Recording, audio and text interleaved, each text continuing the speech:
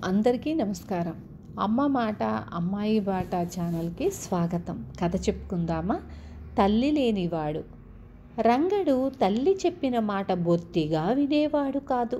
అల్లరి చిల్లరగా తిరుగుతూ ఆకతాయి పనులు చేస్తూ డబ్బు దుబారా చేసేవాడు. వాడి భవిష్యత్తు గురించి తల్లి బెంగపడేది. ఒకసారి రంగడు ఎవరో పెద్ద మనిషితో గొడవ పెట్టుకుని దురుసుగా మాట్లాడాడు. ఆయన రంగణ్ణి తన్నడానికి సిద్ధం కాగా వాడి తల్లి వెళ్ళి ఆయన కాళ్ళ వేళ్ళ పడి కొడుకును రక్షించుకుంది.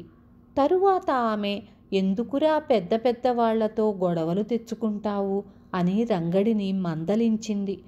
తన తప్పు ఏమీ లేదని, ఆ పెద్ద మనిషి తనతో అమర్యాదగా మాట్లాడాడని రంగడు తల్లితో అన్నాడు. మనకు డబ్బు లేదు, ధనవంతులు మనలాంటి వాళ్లను ఎన్ని మాటలన్నా, ఎంత అగౌరవంగా చూసినా సహించాలి అన్నది రంగడితో తల్లి.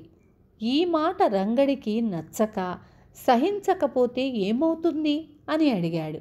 తినడానికి తిండి కూడా దొరకదు అన్నది తల్లి. పెద్దవాళ్లతో దెబ్బలాడితే నువ్వు కూడా నాకు తిండి పెట్టవా అని రంగడు తల్లిని అడిగాడు.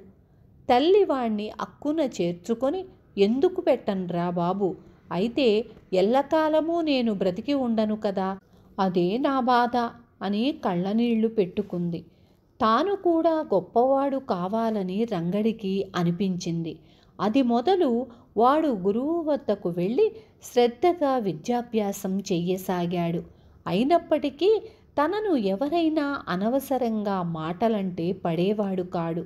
దురదృష్టవశాన రంగడి విద్యాభ్యాసం పూర్తి కాకముందే రంగడి తల్లి చనిపోయింది. రంగడితో వాడి గురువు, నీకు చదువు బాగా వస్తోంది, ఎలాగో మరి 2 ఏళ్ళు శ్రమపడ్డావంటే నీ చదువు పూర్తవుతుంది, రోజుకొక ఇల్లు చొప్పున వారాలు ఏర్పాటు చేసుకొని చదువు ముగించు అన్నాడు. రంగడు వారాల పిల్లాడు అయ్యాడు. వారాలు చేసే ఇళ్లల్లో రంగడికి చాలా పనులు చెప్పేవాళ్ళు. చెప్పిన పనులు ఎంత బాగా చేసినా ఏదో వంకపెట్టి అస్తమానము తిడుతూ ఉండేవారు.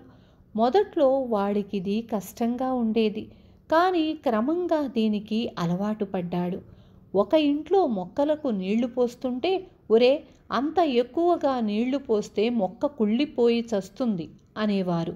అలా అని నీళ్లు కొంచెం తగ్గించి పోస్తే, అలా కొంచెంగా నీళ్లు పోస్తే ఎండకు నీరు ఆవిరై మొక్క ఉడికి చచ్చిపోతుంది అనేవారు. ఇలా రంగడు ఏది చేసినా తప్పుగానే ఉండేది. అయినా రంగడు సహించి ఊరుకునేవాడు. క్రమంగా వాడు తన సహనంతో వారాల ఇళ్లవాళ్లనే కాకుండా ఊళ్ళో వాళ్లను కూడా మెప్పించాడు. ఒక ఊళ్ళో ఒక మోతుబరి కొడుకు రాముడు అనేవాడు రంగడి ఈడువాడే ఉండేవాడు. పెద్దవాళ్ల నుంచి మాట పడేవాడు కాదు, అందరినీ ఎదిరించేవాడు. ఒకనాడు రాముడి తల్లి వాడితో విసిగిపోయి, ఆ రంగణ్ణి చూసి నేర్చుకోరాదట్రా, ఎంతో కష్టపడి చదువుకుంటున్నాడు, అయినా వాడికి కొంచెం కూడా గర్వం లేదు, ఎవ్వరినీ పల్లెత్తు మాట అనడు అన్నది. ఇది ఎంతవరకు నిజమో చూడాలని రాముడు రంగడిని ఒక కంట కనిపెడుతూ వచ్చాడు. ఒక ఇంట్లో రంగడు ఏడుస్తున్న పిల్లను ఎత్తుకోనందుకు తిట్లు తిన్నాడు. ఇంకో ఇంట్లో ఏడుస్తున్న పిల్లను ఎత్తుకుంటే రంగడు పిల్లకు ఎత్తు మరిగిస్తున్నాడని తిట్టారు. ప్రతి ఇంట్లోనూ వాడు ఎందుకో ఒకందుకు తిట్లు తింటూనే ఉన్నాడు. తిట్లను సహిస్తూనే ఉన్నాడు. రాముడు రంగడితో, నీ ఓర్పు అద్భుతం, అవమానాలన్నీ నువ్వు ఎలా సహించగలుగుతున్నావు అని అడిగాడు. మాటలంటే ఏం, వాళ్ళ మనసు అమృతం, నాకు రోజూ కడుపు నిండా తిండి పెడుతున్నారు, నేనంటే అభిమానంగా ఉంటున్నారు అన్నాడు రంగడు. పట్టెడు అన్నం కోసం మాటలు పడటం సాధ్యమా అని రాముడు ఆశ్చర్యంగా అడిగాడు. మా అమ్మ బ్రతికి ఉన్నంతకాలము నాకు కూడా అది సాధ్యం కాలేదు అన్నాడు రంగడు. అసలు విషయం రాముడికి అర్థమయ్యింది. తల్లి కొడుకుకు పెద్ద అండ, ఎవరు తిట్టినా ఆదరిస్తుంది. తల్లి లేని వాడికి ఓర్పు లేకపోతే వాణ్ణి ఎవరు ఆదుకుంటారు? ఆ రోజు నుంచి రాముడు తల్లి చెప్పినట్లు వింటూ ఓర్పు అలవరుచుకున్నాడు. విన్నారు కదా, తల్లి ప్రతి ఒక్కళ్ళకి అవసరమే.